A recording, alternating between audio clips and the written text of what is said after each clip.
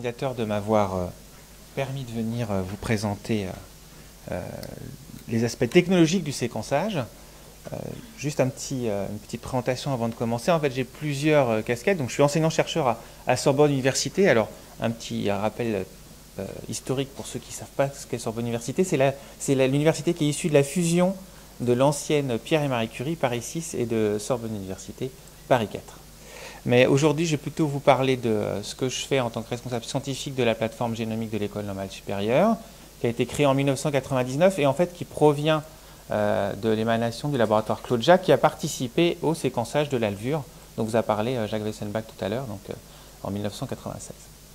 Alors, comme je suis le dernier conférencier de la matinée, vous avez déjà eu 2 conférences et qu'on s'approche dangereusement de l'heure du déjeuner, je vous propose de commencer par une petite vidéo histoire de vous remettre dans l'ambiance. Oui, je parle bien là. Parce que comme je suis plus grand. Donc je vais vous passer un petit extrait court de Bienvenue à Gattaca. Et je vais voir si vous dormez ou pas. Qui a vu ce film? Magnifique. Bon, alors, quand je fais ça avec les étudiants, ça marche beaucoup moins bien. Je vous encourage de toute façon de leur demander de le regarder. Ils repassent souvent sur Arte, généralement, donc on peut le voir de temps en temps. Alors, j'ai coupé la bande-son, mais c'est pas grave, c'est pas ce qui est le plus intéressant dans l'extrait que je vais vous montrer. Moi, je vais m'intéresser plus aux aspects technologiques de la chose. Je vous sous-titrerai les moments qui sont importants. Donc là, Uma Thurman, l'actrice principale, a récupéré un cheveu et elle va aller au guichet de séquençage où on va pouvoir récupérer quelque chose à partir de son cheveu. Donc là, vous voyez, il y a plusieurs personnes qui se promènent sur le guichet. Elle apporte son cheveu. Donc le cheveu, il n'y a pas beaucoup d'ADN. Hein. Pour même que ça marche bien, il faut récupérer les cellules qui sont sur le bulbe. Sinon, le cheveu, c'est assez mort. Vous n'allez pas avoir récupéré grand-chose. Donc là, l'opératrice récupère le cheveu, le met dans une plaque et récupère le résultat. Donc c'est assez efficace. Hein. Elle récupère tout de suite le résultat du séquençage. Ça prend une dizaine de secondes. Et elle le récupère dans un tube. Alors je montre souvent cet extrait-là à différents types d'étudiants, des biologistes et aussi des bioinformaticiens. Et c'est assez intéressant parce que ce moment-là est certainement le meilleur de l'extrait. Donc elle a récupéré le résultat du séquençage du génome humain, hein, et elle va vous le lire directement en ligne. Donc là, on peut, hein, au cinéma, on peut le faire. Voilà. Donc, alors, en dehors, effectivement, du côté intéressant de la chose, ce qui est pas mal, c'est ce film donc est sorti en 1997. Donc, par rapport à ce qu'on vous a expliqué tout à l'heure de l'historique du séquençage humain, vous voyez, on n'était pas loin de la fin affichée, hein, de l'année 2000, il fallait finir en 2000. C'est vraiment fini en 2004, mais on approchait de la fin, on avait mis 15 ans pour le faire, on approchait de la fin, et donc vous avez vu ce film, dans ce film-là, on va être sélectionné sur une base génétique pour aller dans l'espace. Et on partait tous, dans le film, ils partent tous dans des fusées pour aller coloniser d'autres planètes. Aujourd'hui, la fusée qui va envoyer tout le monde dans l'espace, faire des voyages et autre chose, elle n'est pas prête, vraiment. Et par contre, au niveau séquençage, la seule différence qu'il y a, c'est qu'on ne va juste pas aussi vite. Voilà. Aujourd'hui, il faut 2 jours et pas 10 secondes. Sinon, la machine qui vous permet de séquencer le génome humain, elle est là. On peut le faire à partir d'une petite quantité de cellules, comme vous l'avez vu dans le film. Et par contre, non, on ne vous renvoie pas le résultat sur un joli listing, parce que là, je pense que ça ne serait pas raisonnable. Mais donc, dans l'extrait, on vous renvoie un score de qualité, et ça, je pense qu'on doit pouvoir le faire. En tout cas, les compagnies d'assurance et les banquiers adoreraient le faire. Donc du coup, pour que je vous explique un petit peu comment est-ce qu'on a réussi à faire ça, je vais vous replacer un peu le séquençage dans son contexte. Et on va démarrer classique. Alors c'est peut-être des choses que vous connaissez par cœur, donc du coup je vais faire des répétitions, mais c'est pas grave, à cette heure de la matinée, c'est pas gênant. Je vais vous réexpliquer comment marche bien, comment fonctionne le séquençage Sanger, parce que c'est important de comprendre cette base-là pour la suite. Donc le séquençage Sanger, hein, Jacques vous l'a dit tout à l'heure, ça date de la fin des années 70, hein, prix Nobel, donc ça fait maintenant quasiment plus de 40 ans. Mais pour que ça fonctionne, vous avez besoin de connaître, vous avez besoin d'une amorce. En fait, il faut déjà connaître une partie de la séquence pour pouvoir en lire une nouvelle. l'ADN polymérase, ne va pas être capable de lire une séquence ou d'en construire une toute seule sans rien. Donc, pour qu'elle puisse lire ce morceau, il faut qu'elle démarre à partir d'une amorce. Donc, dans ce système-là, on va utiliser 4 réactions, d'accord, dans lesquelles on va mettre un mélange de tous les nucléotides dont vous avez besoin, donc ATCG, oui, c'est ça. Et puis, dans chacun des tubes, vous allez rajouter un didéoxynucléotide qui va lui bloquer la réaction. Le 3'OH sera bloquant. Une fois qu'il sera incorporé dans le brin néosynthétisé, eh bien, il va bloquer. Donc, si par exemple on est dans le tube du C, on a mis un didéoxy-C, et donc à chaque fois qu'il va y avoir un G, le C bloquant va s'intégrer, et donc la séquence va s'arrêter. Alors évidemment, il ne faut pas le mettre en excès, il faut le mettre en beaucoup moins grande quantité que les autres, sinon il va s'arrêter dès la première position et vous n'aurez pas toutes les positions représentées, mais ça fonctionnait de cette façon-là, donc au démarrage. Ensuite, ça c'était l'étape de construction de la séquence, et puis l'étape d'après c'est la lecture. Donc au démarrage, on utilisait des marqueurs radioactifs, donc alors plusieurs marqueurs, soit du soufre 35, soit du phosphore 32. On marquait généralement l'amorce pour que ce ne soit pas trop dramatique en termes de survie des expérimentateurs. Et donc, on allait faire sa migration sur un grand gel. Alors, moi, j'ai fait ça au début en thèse. J'ai séquencé, donc ça faisait à peu près 80 cm de haut. Hein. C'était un vrai bonheur parce qu'en fait, on devait couler le gel qui faisait 80 cm. Il ne fallait pas faire de bulles, il ne fallait pas se tromper. Ça durait une journée. Et puis, au démoulage, à la fin de la journée, il ne fallait pas que tout explose et tout se casse. Donc, c'était un petit moment de stress, le séquençage au démarrage. Hein. Donc là, on ne se rend pas bien compte, mais vous avez un gel qui fait à peu près 80 cm de haut. Et puis, donc on va séparer les fragments. Hein. L'ADN étant chargé négativement, il va migrer vers le plus. Et vous allez avoir les plus petits qui vont migrer plus vite. Et donc, vous pouvez relire la séquence en partant du bas. Donc là, on a A, un C, 1, 2, 3, A.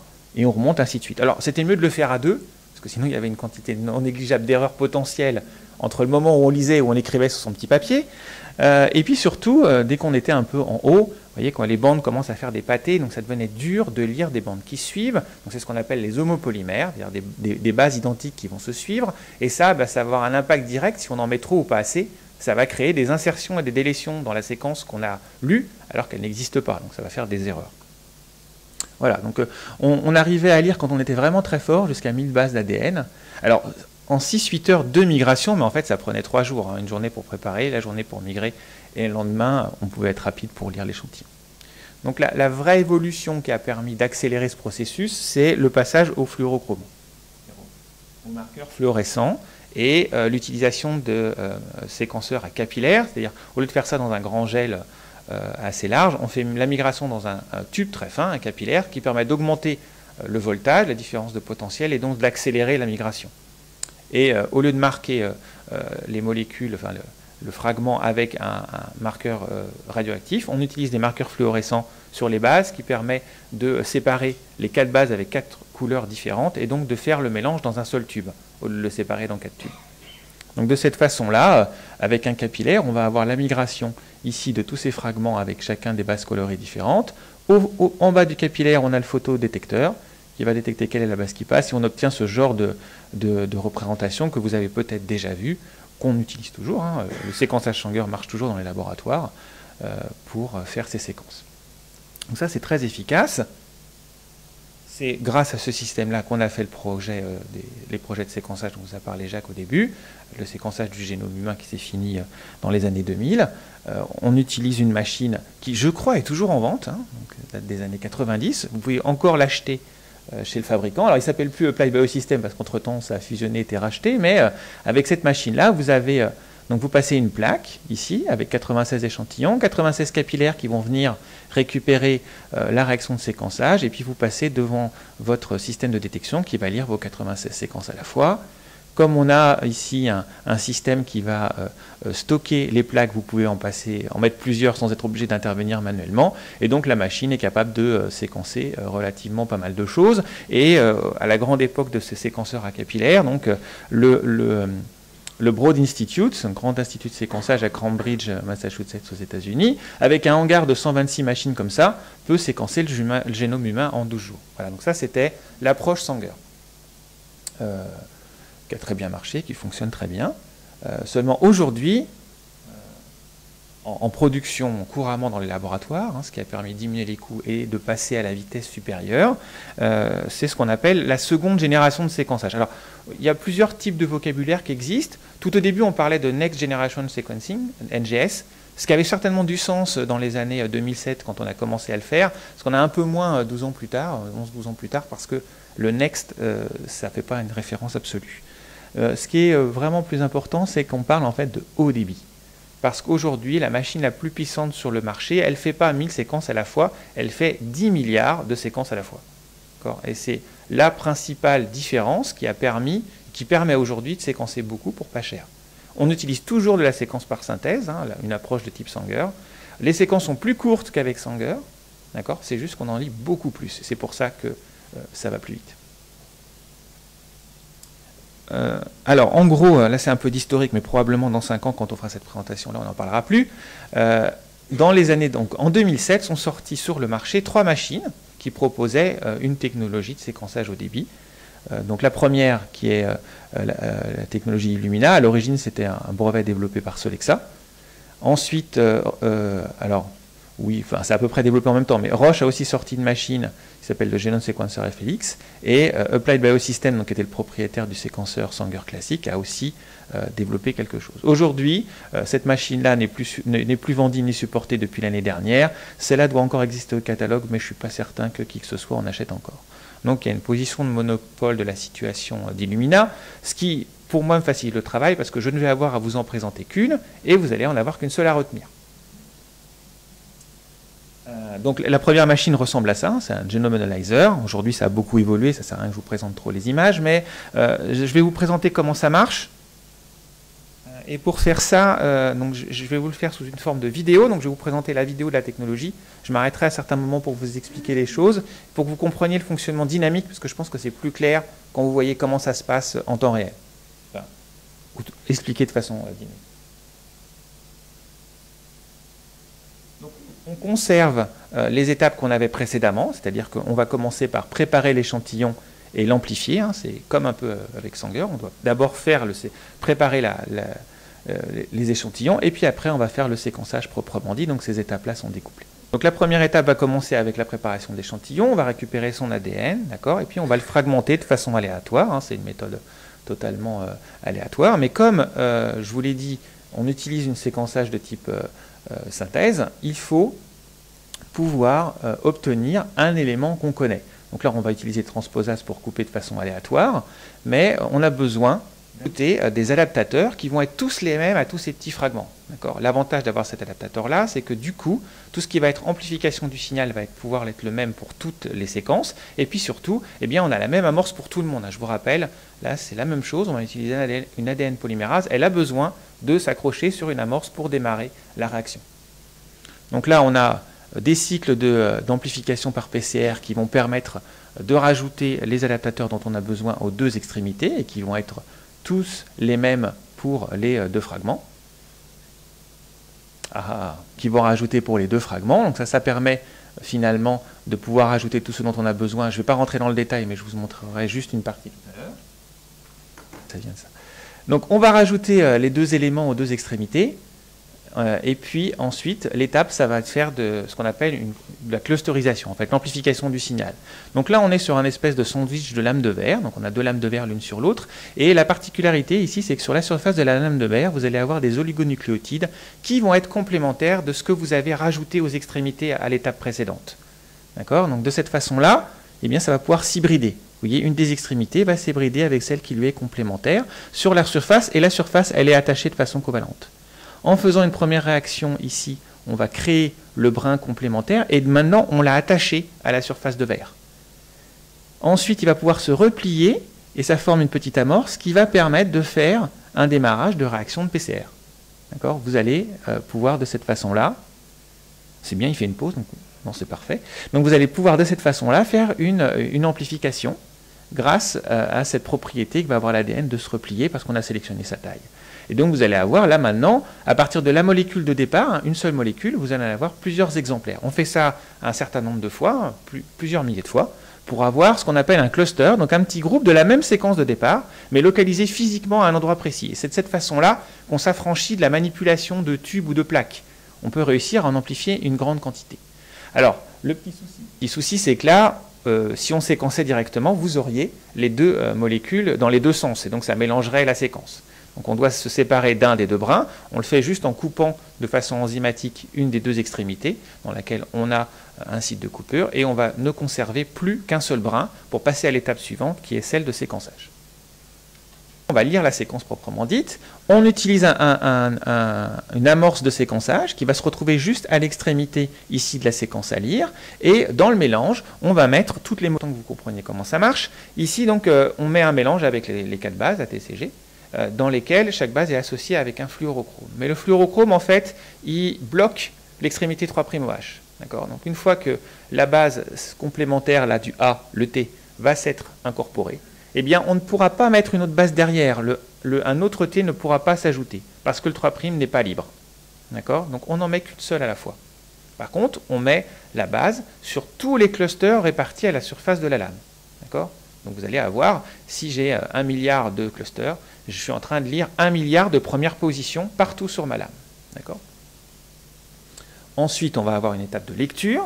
Donc on va avoir un système qui va scanner la lame et regarder quelle est la fluorescence qu'il détecte. Et comme on a amplifié le signal en faisant la clusterisation, eh bien vous avez suffisamment de fluorescence pour pouvoir détecter qu'est-ce que vous êtes en train de lire. Voilà, donc là il va lire la première position. Ensuite le système va déprotéger, d'accord ? Donc on enlève le fluorochrome, on libère le 3'OH et on recommence. Et on fait ça ainsi de suite pendant un certain nombre de cycles, en général jusqu'à une centaine, à peu près une centaine. Et donc on fait ça position par position, donc ça évite aussi les soucis d'homopolymère qu'on avait précédemment avec Sanger, c'est-à-dire que même si j'ai un très grand nombre de A qui suivent, je vais ajouter un très grand nombre de T les uns après les autres, donc on a un taux d'erreur très faible avec cette technologie Illumina, et on lit un grand nombre de séquences en parallèle, ce qui fait qu'on augmente le débit par rapport à la méthode précédente. Voilà, donc c'est vraiment cette innovation-là qui est l'innovation principale du séquençage à haut débit. Vous arrivez aujourd'hui à séquencer avec les machines les plus puissantes plusieurs génomes humains à la fois, d'accord ? Et en un temps très court. Aujourd'hui, en 48 heures, avec la dernière génération d'équipements, vous pouvez arriver à ce résultat-là. Donc ça marche très bien, c'est en production partout. Vous pouvez même y accéder, vous, en tant qu'individu. Hein. Vous avez, on l'a vu tout à l'heure, certaines entreprises qui vous le proposent. Je n'ai pas parlé d'éthique, je reviendrai à la fin. Mais maintenant, on est même en train d'aller vers ce qu'on appelle la 3e génération. C'est pour ça que je vous disais tout à l'heure que de parler de next generation, ça n'a pas de sens quand on commence à évoluer dans les générations. Donc aujourd'hui, on va même vers la 3e génération qui permettent de passer outre un certain nombre de limites qu'on a ici, qui sont tout d'abord, on est assez court sur la taille des séquences finalement, plus court que ce qu'on faisait en Sanger, ce qui pose un certain nombre de problèmes. Typiquement, quand on veut regarder les éléments transposables ou les régions répétées, eh bien, c'est intéressant de pouvoir avoir des fragments suffisamment longs pour pouvoir passer par-dessus et lire des deux côtés pour savoir où est-ce qu'elle s'ancre. Et c'est aussi intéressant pour pouvoir faire de la détection, enfin, du séquençage de génomes dont on ne connaît pas. On va pouvoir plus facilement reconstruire les génomes si on a des morceaux relativement longs.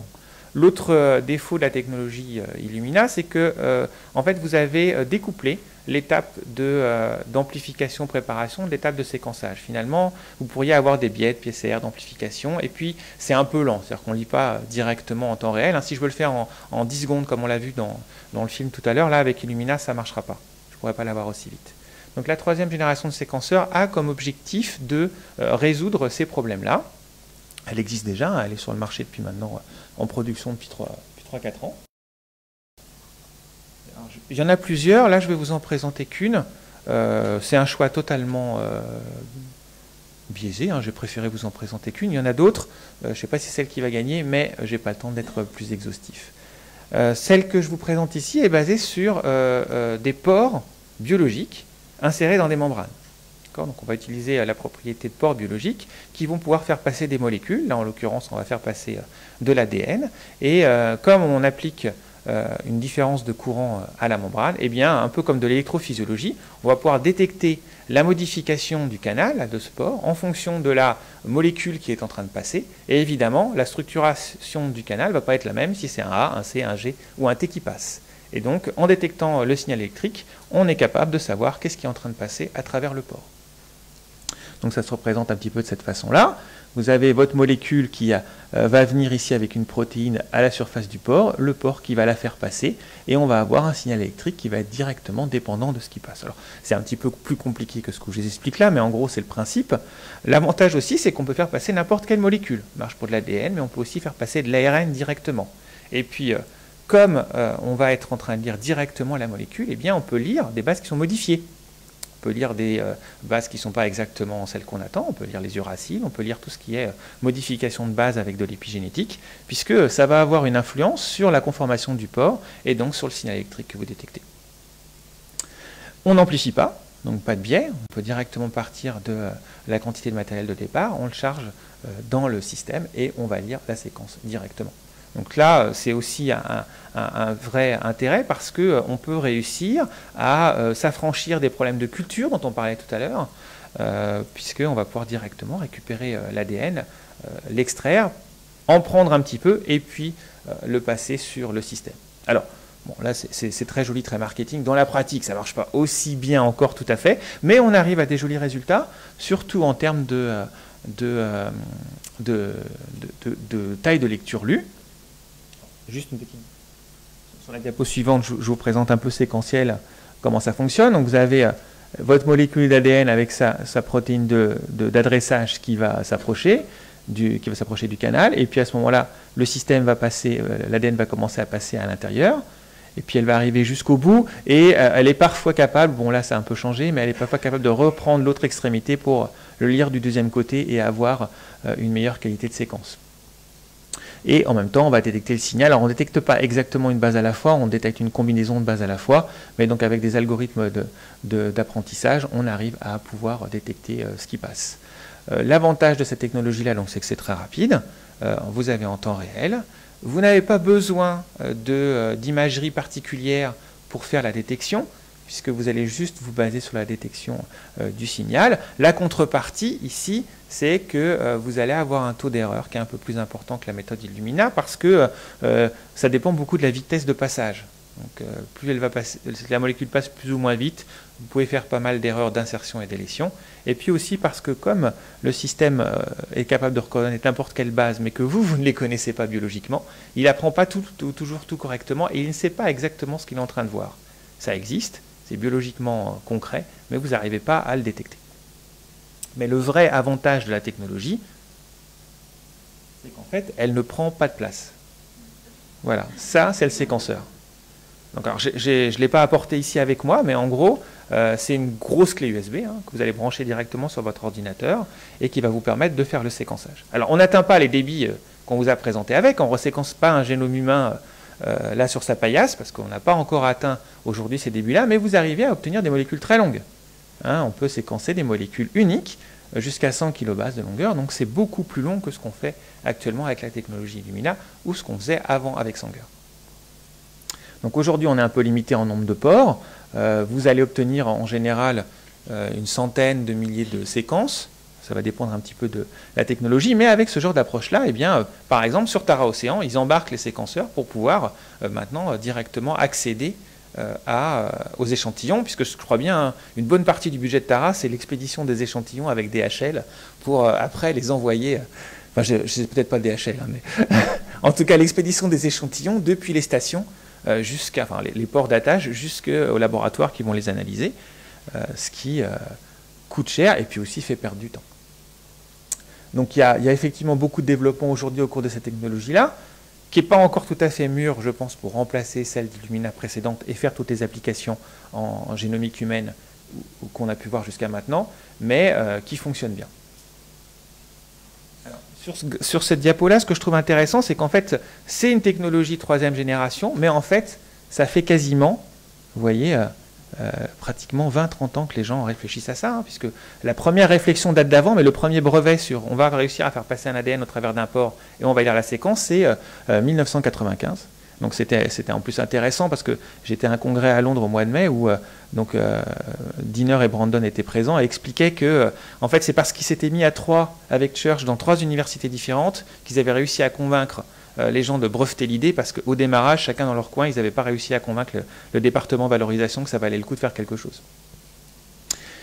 La création de l'entreprise, c'est 2005 et on est vraiment passé en production en 2015. Donc vous voyez que le temps qu'il y a entre réfléchir à une idée, la tester, la développer et la mettre en production, c'est long. C'est vraiment long. Et après, qui est son utilisation massive, ça prend du temps.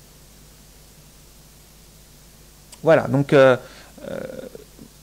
si on fait un petit bilan, aujourd'hui, les vrais avantages du séquençage haut débit, quel qu'il soit, hein, que ce soit avec la méthode Illumina ou avec les nouvelles méthodes de troisième génération, c'est qu'on s'affranchit d'une bonne partie des biais qu'on avait avec la méthode Sanger classique, qui était qu'il fallait amplifier l'ADN, et donc on devait passer par une étape de clonage. On devait prendre les morceaux, les mettre dans des bactéries, les amplifier, faire des préparations, récupérer l'ADN, et après séquencer. Donc vous aviez déjà un biais important qui est que ça pouvait ou pas se cloner. Puis c'était fastidieux sur la préparation des échantillons. L'autre intérêt ici, c'est que même si sur Illumina on a fait des clusters, on a amplifié, à l'origine on a une molécule unique. D'accord ? Vous avez pris votre ADN, vous l'avez séparé en petits morceaux et vous avez amplifié chaque morceau de façon unique. Donc vous allez pouvoir directement accéder à une quantification. Hein. Si on fait du transcriptome, c'est-à-dire si on analyse l'expression des gènes, on peut quantifier avec la méthode Illumina. La quantité de lecture qu'on va obtenir sera proportionnelle à la quantité de transcrits qu'on a à l'intérieur de son échantillon. Ça, c'est directement proportionnel. Et on n'a pas les biais qu'on pouvait avoir avec d'autres technologies, comme les puces à ADN, où on avait des limitations de niveau de détection bas à cause du bruit de fond et de détection haut à cause de la saturation des détecteurs. Là, ici, si vous n'avez pas de séquence, le système ne vous renvoie rien. Vous n'avez pas de lecture. Donc, il n'y a pas de bruit de fond. Et puis, si une séquence est très, très majoritaire, eh bien, vous allez la lire plein de fois. Alors, ça vous coûtera cher pour voir les autres, mais vous n'avez pas de limitation. En plus, en termes de résolution, on est très performant puisque non seulement on quantifie, mais on a l'information à la base près. Vous êtes en train de faire du séquençage. Donc en transcriptome, je peux aussi aller regarder les polymorphismes, c'est-à-dire les bases qui sont différentes dans mon individu comparé à mon individu de référence. Donc ça, c'est aussi très puissant. Typiquement en clinique, on peut récupérer des ARN et puis aller regarder les polymorphismes en même temps qu'on étudie les modifications d'expression. En termes de vitesse et de coût, donc là, vitesse, je viens de vous le présenter, Jacques, vous avez présenté les coûts ce matin. Par rapport à Sanger, ça n'a rien à voir. Aujourd'hui, ça rend le séquençage du génome humain accessible à tous. En termes de défauts, je dirais que les défauts viennent principalement d'abord de l'analyse des données. Hein. On ne récupère pas ces séquences sur un listing informatique. Les données générées par les dernières générations font plusieurs gigas. Je pense même que la dernière machine, ça doit être pas loin du téra de données.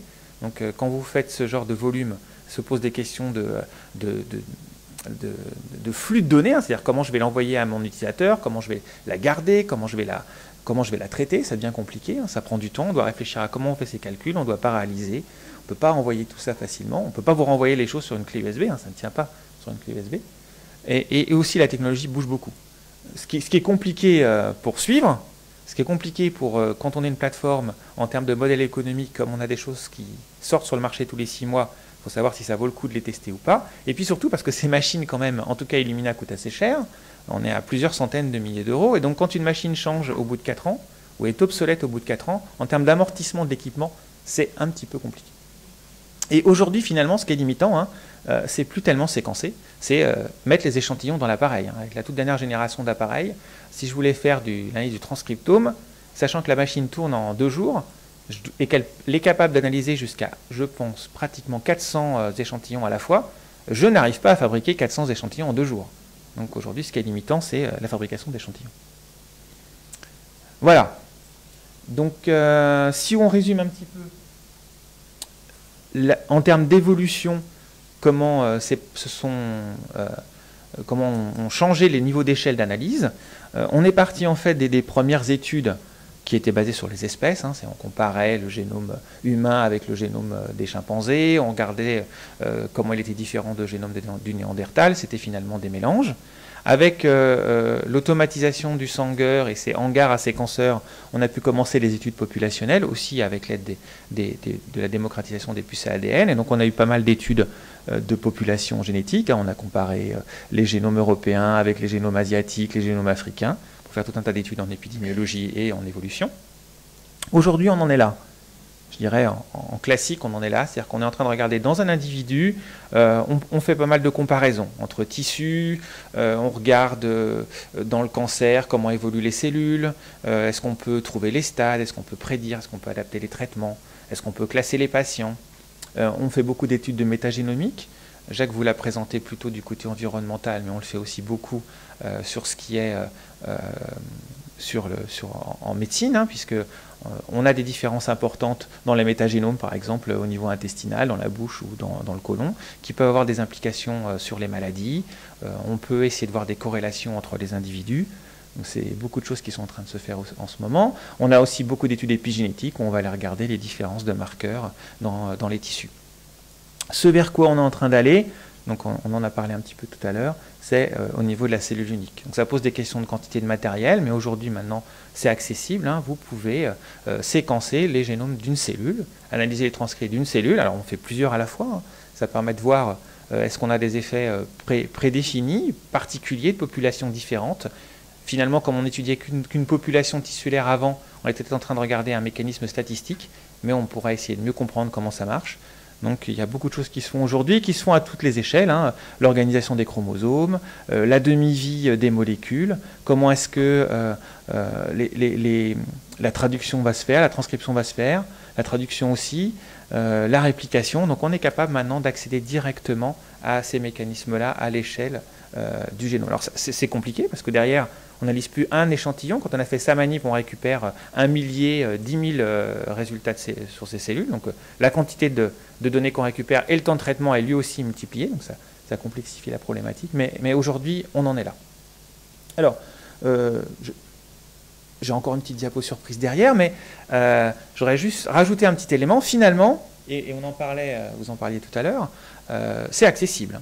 C'est-à-dire que par rapport à Bienvenue à Gattaca, donc dans Bienvenue à Gattaca, on récupère un cheveu, on séquence, ça on peut le faire, on a suffisamment de... Si je récupère le bulbe, il faut qu'il soit un peu frais.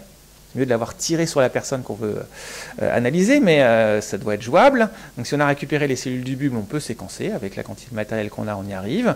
Vous allez récupérer le résultat en 2 jours, pas en 10 secondes. Vous aurez ça mieux que sur un listing, donc vous pourrez le conserver plus facilement. Et ce qui existe dans le film, c'est-à-dire le séquençage des enfants à la naissance, c'est déjà des programmes qui sont en route aux États-Unis, hein, qui ont été financés par le NIH, donc ça fait maintenant 3-4 ans qu'on est en train d'habituer les gens à avoir ça. Donc peut-être la seule, effectivement, limitation, c'est l'éthique. Est-ce qu'en France, vous pouvez séquencer votre génome? À votre avis? Qui pense que vous pouvez? Est-ce que vous pouvez le faire? Techniquement, est-ce que vous avez le droit de le faire? Donc vous pensez tous qu'on ne peut pas? À l'étranger, vous allez le commander aux États-Unis ou en Angleterre. C'est plus l'Europe, l'Angleterre, donc on peut y aller. Mais en Europe, on n'a pas le droit, ou en France, on n'a pas le droit. D'accord. Mais par exemple, là, vos étudiants en classe, ils ne peuvent pas se faire offrir leur séquençage pour leur anniversaire. C'est un événement important, là. On va avoir le bac. Bon, ça va peut-être pas trop les intéresser, mais... Alors, est-ce qu'ils peuvent, à votre avis? Est-ce que... Ils n'ont pas le droit. Bien. Alors, j'ai été hier soir pour vérifier. J'étais sur Amazon. Et pas Amazon Angleterre, hein. On est sur Amazon.fr. Et donc, pour la modique somme de 399 €, alors, je ne comprends pas le modèle économique du truc, mais c'est pas grave. Pour 399 €, vous avez un ADN, un séquençage complet, 30x, hein, ça veut dire que vous allez avoir chacune de vos bases lues au minimum 30 fois. Donc c'est le standard aujourd'hui de ce que vous pouvez obtenir en clinique ou sur n'importe quelle plateforme vous allez aller. Et vous le commandez chez Amazon. Hein. Il n'y a pas le comité d'éthique qui a été regardé, il n'y a pas un conseiller génétique qui vient derrière vous dire comment ça va se passer. Alors, vous récupérez un gros fichier de données, donc très honnêtement, si vous n'y connaissez rien en bioinformatique, vous n'allez rien pouvoir faire. Donc pour le coup, il n'y a pas trop de risques. Mais il y a d'autres entreprises qui sont déjà sur ce créneau-là pour vous proposer des choses. Hein. Si vous le faites livrer en France, les douanes ne vont pas intercepter le colis au passage. Hein. Donc c'est quelque chose auquel probablement... vos étudiants, vos élèves vont être confrontés. C'est-à-dire qu'ils vont peut-être l'avoir eu, peut-être l'avoir fait. En tout cas, certains commencent à le faire. Quand je vais dans les congrès de génomique, où les gens demandent « Est-ce que vous l'avez fait ?» Les gens l'ont fait. Et les scientifiques l'ont fait pour leurs enfants. Pour pouvoir savoir s'il va y avoir potentiellement ou pas... Ah oui, on s'adresse à des gens qui font de la génomique. Alors, ils savent de quoi ils parlent, ils sont capables d'aller regarder. Hein. Donc, ils ont accès à l'information. Donc, il est possible que bientôt... vos étudiants se soient fait offrir ça à Noël. Et, parce que finalement, ça c'est un peu cher, mais la version 23andMe, elle est à moins de 100 €. Hein, donc, du coup, elle est accessible. Voilà.